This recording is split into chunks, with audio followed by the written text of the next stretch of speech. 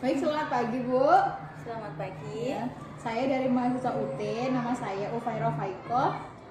Izin melakukan wawancara dengan Ibu Tari ya. Iya, benar. Nah, ini untuk memenuhi tugas kuliah saya yaitu penanganan anak berkebutuhan khusus.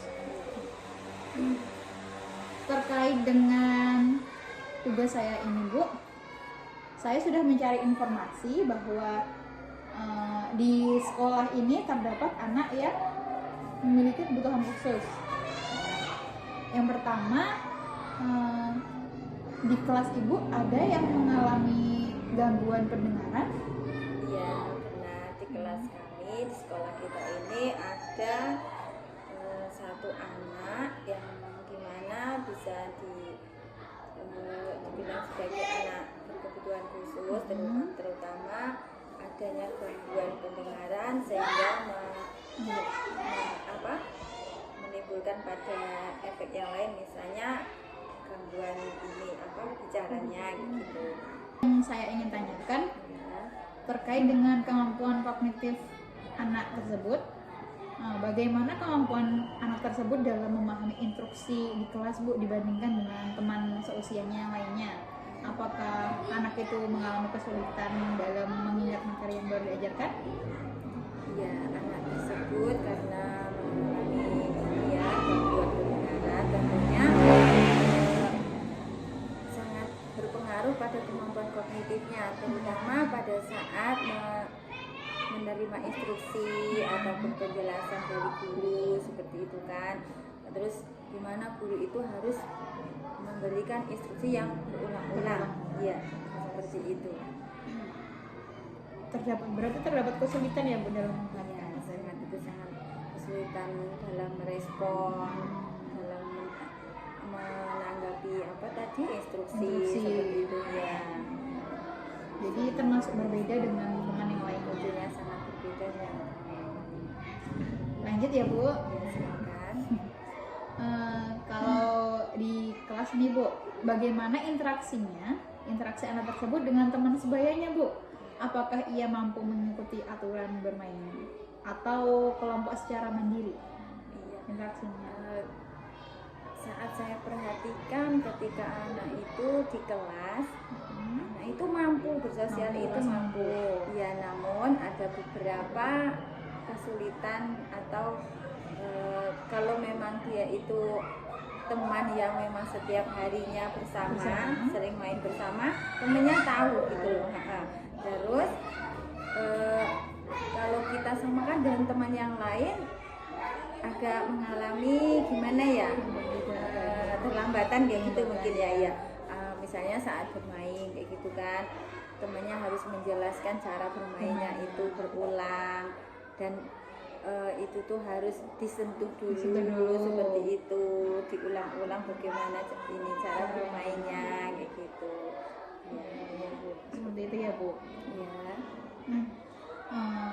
Apakah siswa tersebut mampu mengekspresikan keinginannya Bu dengan kalimat yang jelas, atau mampu mengutarakan keinginannya dengan kalimat yang jelas? Terus bagaimana cara ia merespon Bu dalam menjawab pertanyaan lisan? Iya, jadi Mbak, anak itu yang namanya Aska di kelas saya itu dalam berkomunikasi, anak itu memang mengalami keterbatasan.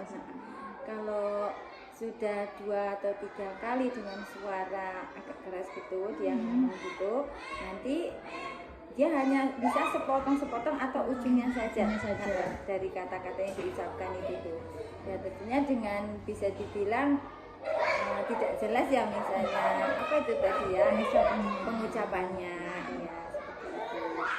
Ya, dengan temannya juga dia tuh meresponnya harus kita sentuh, harus kita ngomong berulang-ulang di depannya, ditambah dengan sedikit isyarat seperti itu.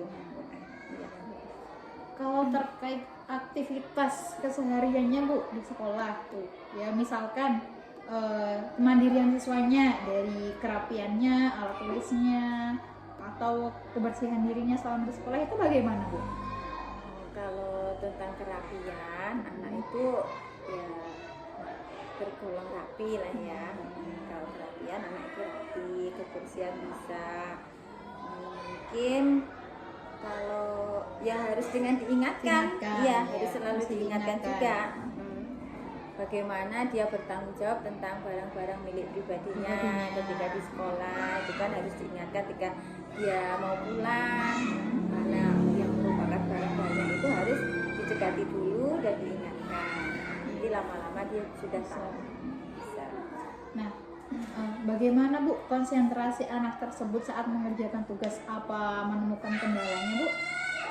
Iya, konsentrasi itu tentunya ada kendala ya, Mbak. Ya, misalnya diberi tugas, kita tidak bisa melepasnya begitu saja. Harus dibimbing. Iya, harus ada pendampingan khusus. Sementara teman yang lainnya, yang anak yang gimana ya, yang temannya yang lain bisa dilepas dan dengan mandiri. Kalau anak yang satu ini pasti harus selalu didampingi. Ya.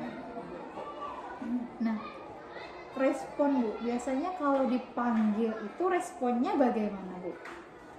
Begitu. Terhadap suaranya, respon suaranya. Ketika dipanggil, anak itu tidak cukup 1 kali 2 kali, ya, apalagi kita dengan jarak yang sedikit, yang agak jauh kayak gitu memang tidak bisa. Kalau kita sudah tahu, kita tidak akan berteriak-teriak, pasti kita mendekat, nanti disentuh. Misalnya ketika di absen seperti itu kan, nanti ada temennya yang sampingnya itu yang memberitahu seperti itu. Jadi terkait respon suaranya dari interaksinya di sekolah itu ya mungkin beberapa ada kendalanya ya Bu ya. Kalau Ibu sendiri sebagai guru kelasnya nih Bu, bagaimana solusi Ibu terhadap anak tersebut Bu dalam bimbingan belajarnya? Begitu, iya. Saya sebagai wali kelasnya, sebagai guru di kelas, yang pertama untuk menghadapi Ananda Mauza itu, yang pertama saya meletakkan posisi duduknya yang depan. Ya, meletakkan posisi duduknya yang depan. Ya, terus secara ini saat pembelajaran saya lebih ke ini mengarah ke visual. Ya.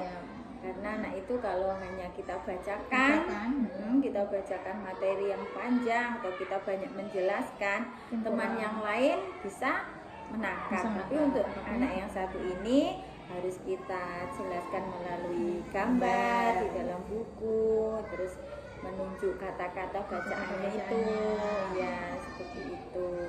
Kemudian saat berbicara itu kita tentunya harus berhadapan iya. Dan fokus ya Bu ya, artikulasinya jelas. Iya, harus menjelaskan secara jelas artikulasinya, bagaimana pengucapan dan gerak tubuh juga. Iya, syarat bisa dua-duanya harus kita berikan supaya anak itu paham penjelasan.